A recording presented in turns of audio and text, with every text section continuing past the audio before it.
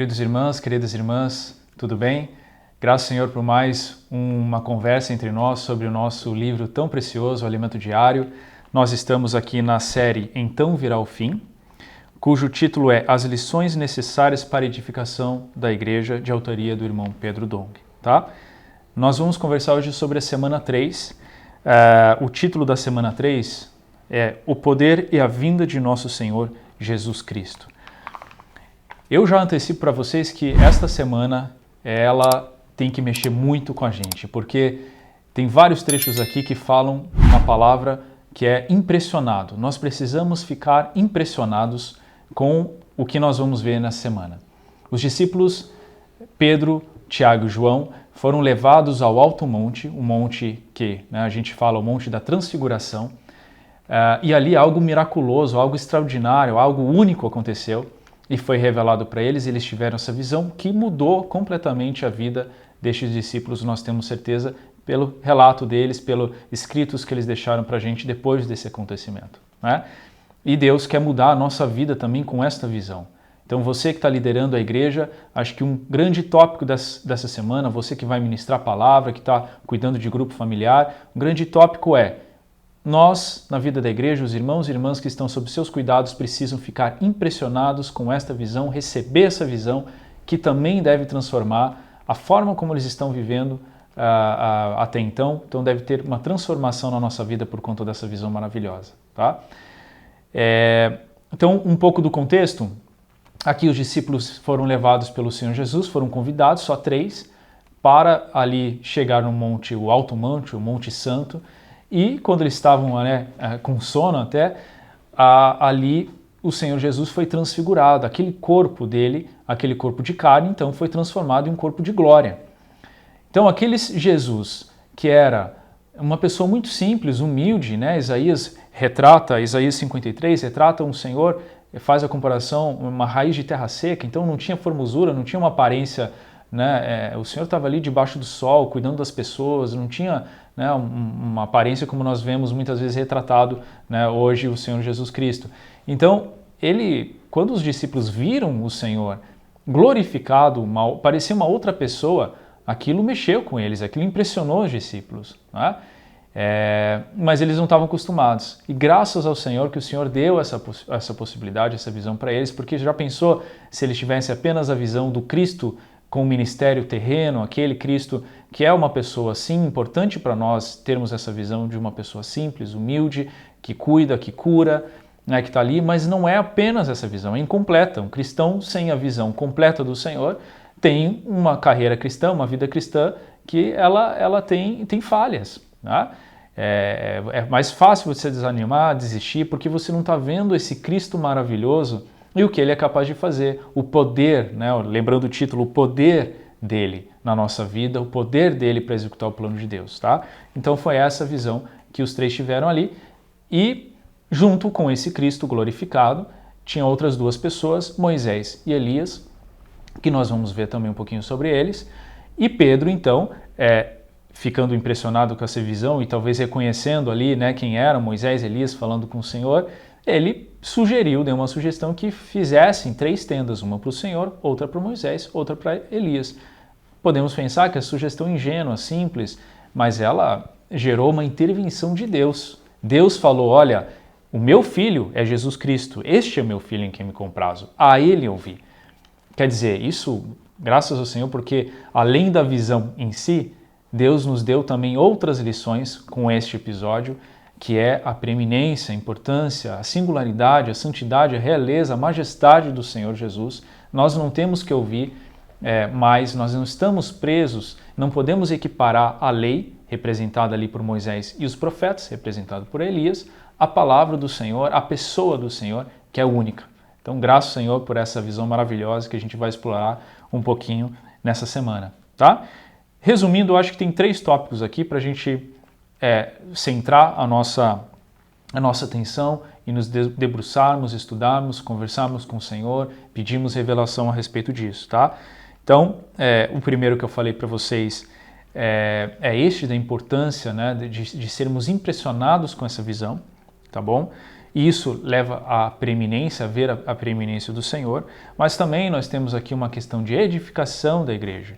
Então, nós precisamos lembrar que sem esta visão, sem Cristo ser glorificado, sem esse Cristo que foi assunto aos céus, né, estar presente, sem ele existir, não há edificação, não há cumprimento, não há execução do plano de Deus neste universo. Portanto, a gente precisa deste Senhor, né? E isso está relacionado à edificação, que é este segundo tópico. E o outro tópico é o galardão. O Senhor Jesus, esse foi um prenúncio da sua vinda, né, da segunda vinda, foi uma imagem do que acontecerá na segunda vinda, no final dos tempos. E o Senhor não vem de mãos vazias. Ele vem também com galardão, com herança, com recompensa para aqueles que hoje vivem por meio deste Cristo glorificado. Tá? Então, esses 3 tópicos aqui, que eu acho que permeiam a nossa semana e nos ajudam a direcionar aqui as mensagens que nós vamos dar, né, o nosso desfrute durante essa semana, tá bom? Aí na terça-feira a gente já, né, tem um pouquinho ainda vinculado à segunda-feira. Antes disso, deixa eu até ler para os irmãos, acho que esse versículo é muito importante, né? 2 Pedro 1, 16 e 17 é o versículo relacionado ao título dessa semana, né? Então acho que é um versículo bastante importante que Pedro ali escreveu. Vamos ler juntos aqui, tá?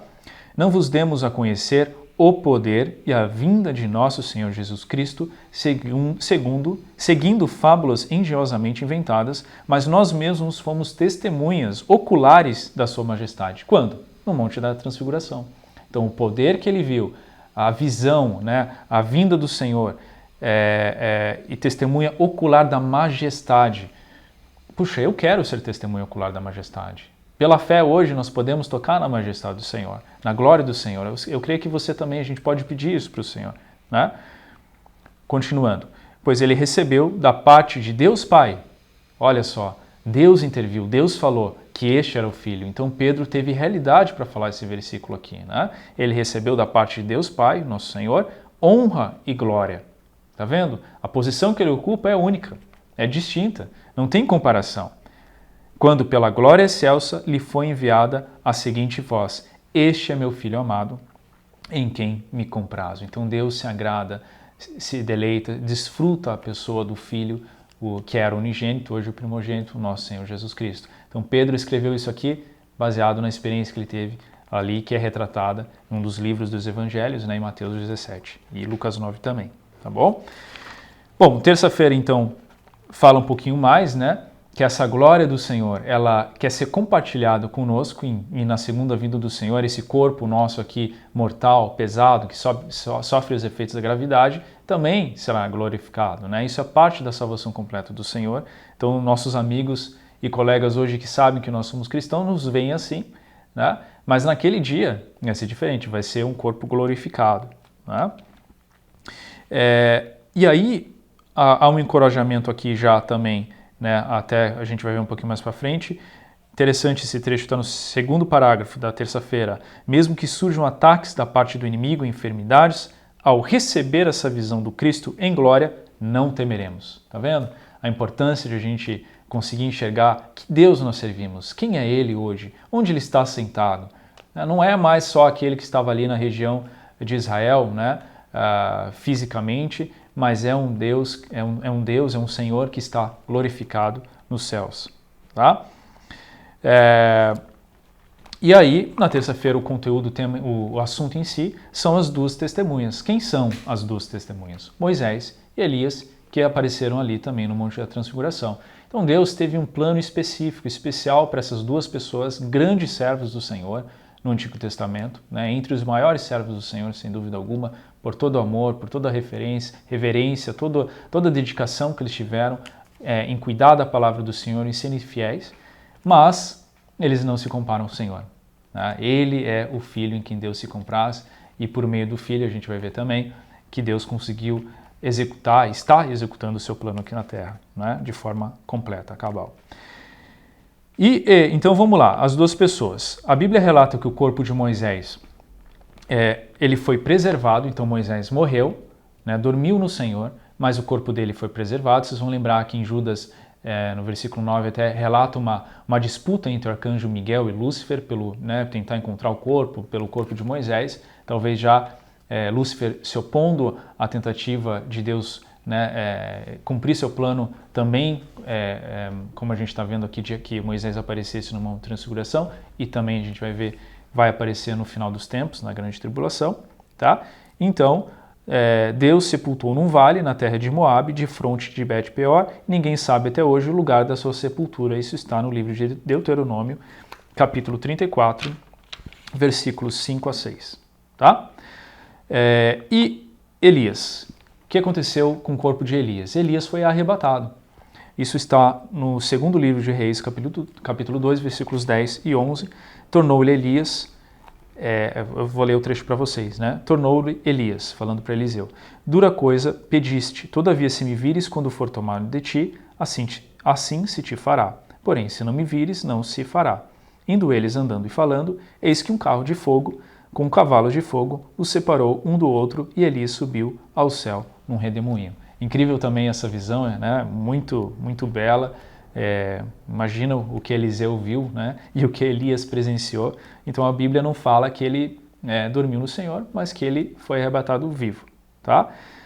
Então, essas duas pessoas, essas duas testemunhas, primeiro apareceram no Monte da Transfiguração, e Lucas relata que eles estavam falando das coisas concernentes a partir da morte do Senhor, que ele ia padecer. Então estavam conversando com o Senhor Jesus sobre isso, né? E também irão aparecer na grande tribulação. Isso está em Apocalipse 11, versículo 3 a 4. Eu vou ler o versículo para vocês, está reproduzido no Alimento Diário. Darei as minhas duas testemunhas que profetizem por 1260 dias, ou seja, 3 anos e meio da grande tribulação, né, no final da nossa era, vestidos de pano de saco. Né? Então, justamente por estar ali numa circunstância de angústia, né, uma circunstância séria, solene, no final dos tempos, e estarão ali testemunhando a palavra de Deus, o plano de Deus, para as pessoas que estiverem na terra naquele momento. São essas as duas oliveiras e os dois candeeiros que se acham em pé diante do Senhor na terra. Tá? Então foi, até inclusive, né, o irmão termina aqui dizendo que se alguém falar que Elias já chegou, não é verdade, né? A grande tribulação não começou e Deus tem designado Elias para este momento específico. Tá bom? Bom, quarta-feira é um trecho bastante curto, mas extremamente importante. Por quê? A lei, os profetas e os salmos revelam Cristo. É o que a gente falou. Toda a Bíblia ela foi escrita, todos os livros, seja relativos à lei, os profetas, né, os salmos, todos os livros da Bíblia, eles fazem menção, fazem referência, eles olham para o Senhor Jesus, que é o Messias, o enviado, o grande Salvador, né, que era esperado. É interessante, né, que os profetas do Antigo Testamento, que são representados por Elias, e a lei representada por Moisés, eles tiveram serventia até João Batista, né, que foi o precursor do nosso Senhor. Mas a partir do momento que o Senhor veio, não havia mais a preeminência, a relevância dos profetas e lei. Houve uma conversão, uma transformação, um novo testamento, uma nova aliança que não era mais fundada na circuncisão, que era a lei, nas regras. Tá? Então, muitos não perceberam, não fizeram essa virada, essa conversão. E o próprio Senhor, acho que aqui é importante, eu vou ler para vocês também, Lucas 24, o próprio Senhor fala sobre isso, que a lei, né, os profetas falam sobre ele. Olha que interessante, Lucas 24, versículo 25, aqui já no final do livro de Lucas. Então lhes disse, 24, 25 a 27, né?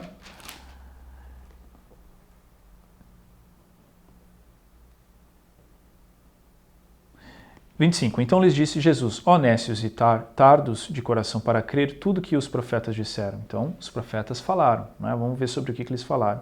Porventura não convinha que o Cristo padecesse e entrasse na sua glória?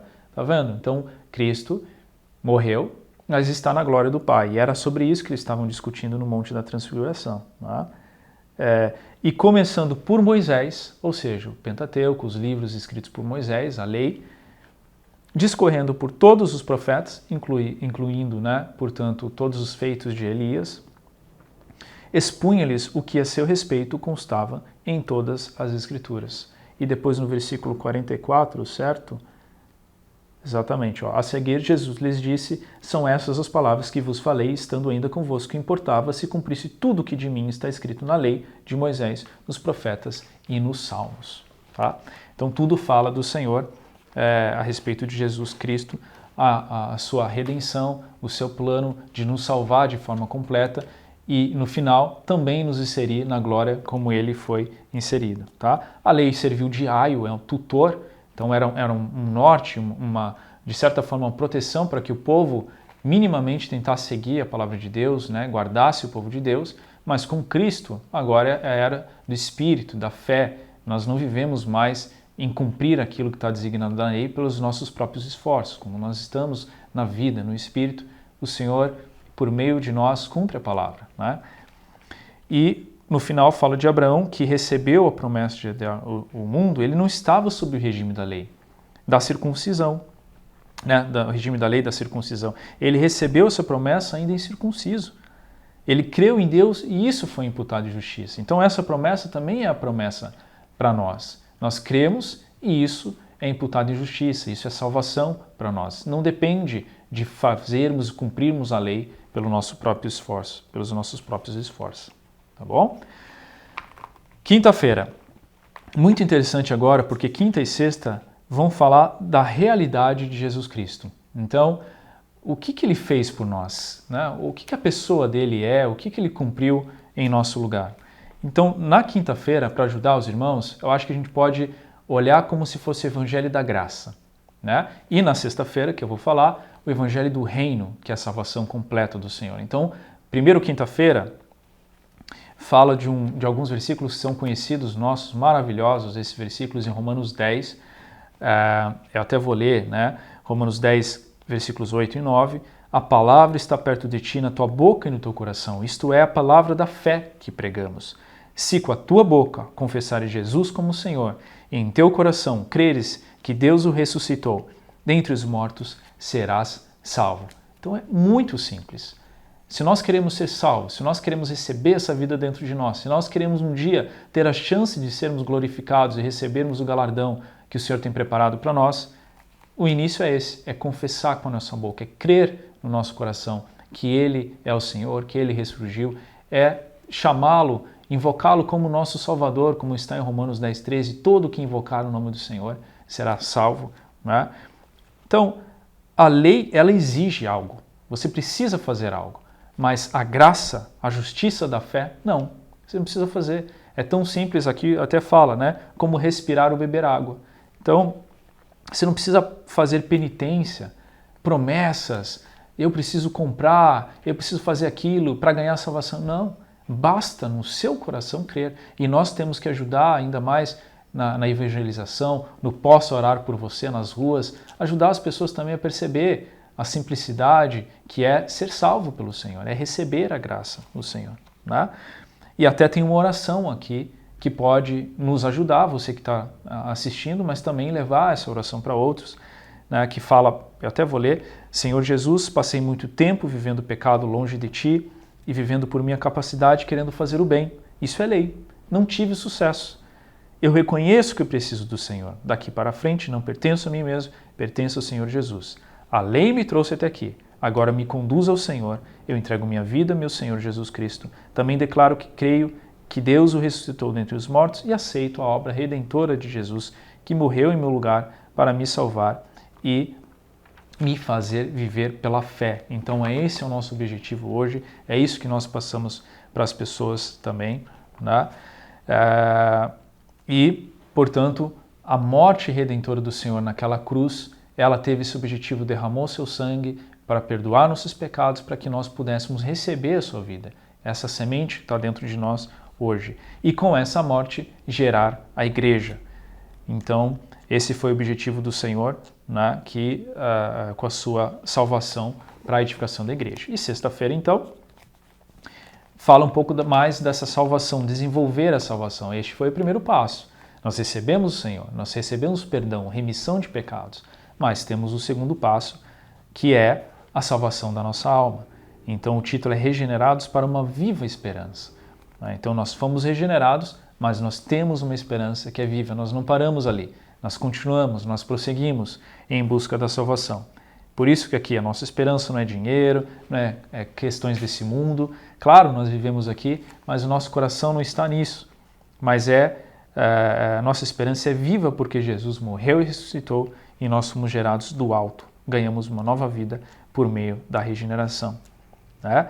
E essa esperança, ela consiste também que nós temos para nós preparado uma herança, um galardão. Isso nos aguarda quando o Senhor voltar. Então, por que estar apegado às coisas aqui da terra se nós temos algo celestial, uma coroa celestial? Tá?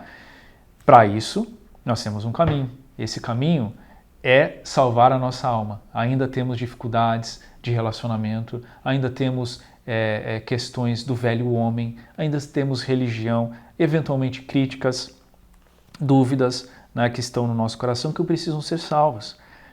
E aqui o irmão nos ajuda a servir junto com os irmãos para edificar a igreja. Se nós não trabalhamos juntos, negando a nós mesmos, fica difícil obter a plena salvação. Né? Porque quando a gente serve com os irmãos, a gente enxerga o egoísmo, Deus nos ilumina, né? A crítica. Aqui ele fala até, né, aprendemos a abrir mão das nossas esquisitices e peculiaridades. Não é verdade quando a gente serve? Então você também que está cuidando dos irmãos, né, é importante introduzi-los a um serviço adequado para que eles possam praticar essa palavra, Deus possa trabalhar neles. Às vezes nós estamos cuidando dos irmãos, das irmãs, né, que estão vindo, mas eles não servem junto com a gente, não foram introduzidos em um serviço. E aquilo é como se algo faltasse dentro deles, né? Essa transformação, esse viver que o Senhor nos dá essas oportunidades, tá? Aí, claro, neste contexto de salvar nossa alma e servir junto com os irmãos, as provações vêm. Não tem como a gente fugir das provações, elas vêm as dificuldades. Às vezes, pelo simples fato de o Senhor iluminar você e mostrar o seu orgulho, isso dói, não é? Isso chateia, isso te deixa mal. Às vezes é uma situação no relacionamento conjugal, com filhos, profissional. Mas Pedro nos ajuda a exultar no meio das contrições, porque elas são necessárias e porque elas podem nos levar para um galardão.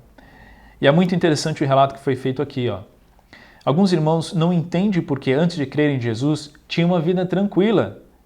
Né? Aparentemente você podia ter uma vida tranquila antes de crer no Senhor. Né? As coisas estavam indo bem. Na verdade você estava sendo enganado, escravizado pelo inimigo de Deus que estava ali escondendo você, deixando você quietinho para não tocar nas coisas de Deus.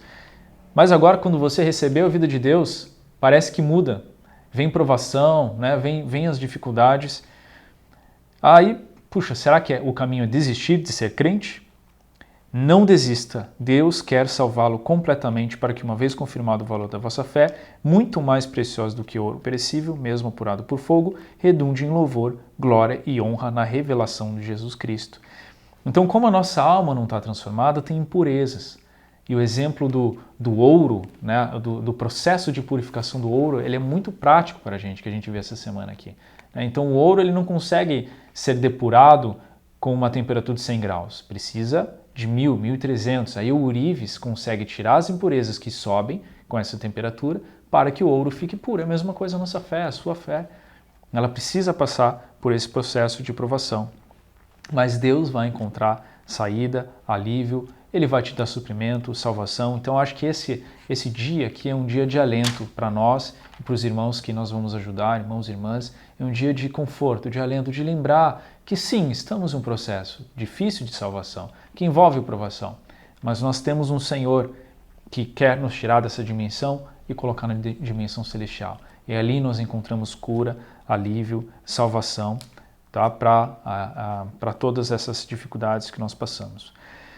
E o último ponto desse dia aqui, antes de a gente ir para o sábado, já para a parte final, é muito interessante o versículo 12 de 1 Pedro 1, que ele fala que os anjos, né, os profetas profetizaram acerca da graça destinada a nós, ministraram o evangelho, coisas que anjos anelavam perscrutar. E ele utiliza a etimologia aqui, o significado da palavra perscrutar em grego, que ele é um exemplo muito interessante para nos encorajar. Então tem um estádio, tem aqueles que estão jogando, tem a plateia, os espectadores, e fora ainda tem aqueles que estão debruçados sobre um muro, tentando entender e enxergar o que está acontecendo lá dentro do estádio. Então, quem está jogando hoje somos nós, eu, você, os irmãos que estão junto conosco, no nosso cuidado. Nós estamos aí participando dos tempos finais, da geração final para trazer o Senhor de volta. Os profetas são os espectadores torcendo por nós, né? Torcendo para que você viva essa vida cristã de forma genuína, e os anjos tentando entender o que está acontecendo. Como é que pode pessoas como eu e você sendo transformadas, vivendo o Evangelho, para que um dia ali estejam junto na glória com o Pai, né? Isso é incrível. Então, esse versículo realmente nos encoraja a prosseguir. Bom, sábado, ter a visão de Jesus Cristo glorificado para edificar a igreja. De novo, aqui importante, né? Então, essa visão, voltando para a visão, nós vimos então a pessoa do Senhor em quinta e sexta, o que ele fez, a obra, e por isso a importância dele, é acima de toda comparação, né? E isso nos leva a ficar impressionados, mas às vezes a gente fala palavras que não convém, né? Sem nexo, como Pedro disse, ali queria montar as 3 tendas, então tem uma advertência para a gente aqui, cuidado, né? Mesmo com toda a visão, com toda a palavra que nós estamos recebendo, vamos refletir, vamos ponderar diante do Senhor. Tá? Mas não há mais espaço para outras tendas na nossa vida. Né? Não há espaço para esse tipo de sugestão. A gente precisa olhar para o Senhor, precisa amar o Senhor, precisa viver Ele, né, para deixar de lado religião, tradição, lei, né, todo posto de honra na religião, na igreja, todas essas questões. Né? E ouvir o Senhor de uma forma absoluta. Tá?